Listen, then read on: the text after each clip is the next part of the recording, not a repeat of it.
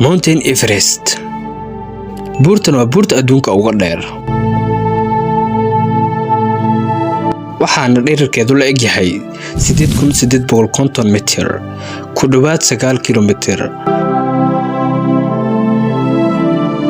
waxay ku taalaa xuduudda u dhaxaysa waddanka China iyo Nepal, siiba dhanka Nepal, waxayna ku aanbaxday magacii ninkii ugu horeeyay ee cabira inta uu dhererkeedu la eg yahay oo la oran jiray George Everest.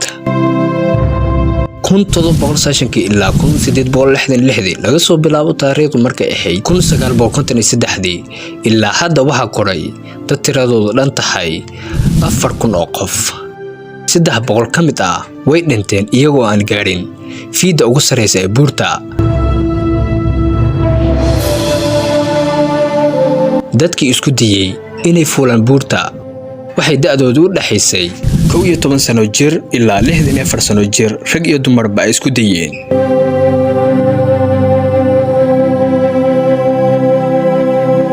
Edmund Hillary oo u dhashay waddanka New Zealand iyo Tenzing Norgay oo u dhashay waddanka Nepal waxay ahaayeen labadii nin ee ugu horeeyay oo kora buurtan.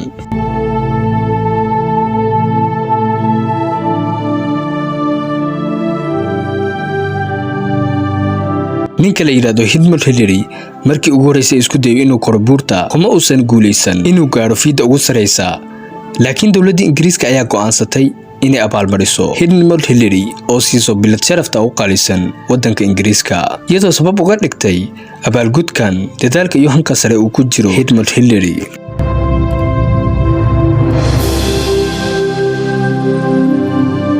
isku daygii labaad ayuu ku guuleystay Edmund Hillary inuu fiida ugu sareysa uga baxo buurta isagoo la socdo saaxiibkiisii u dhashay waddanka Nepal ee la oran jiray Tenzing Norgay.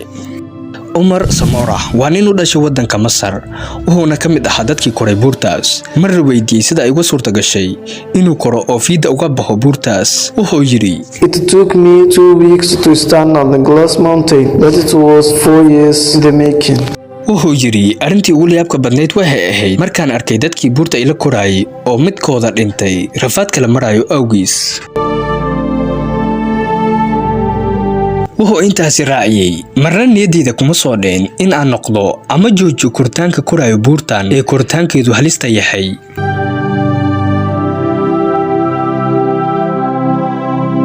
badanaa dadku waxay u dhintaan oksijiinta oo zaid u culus maadaama meesha ay zaid u sareyso.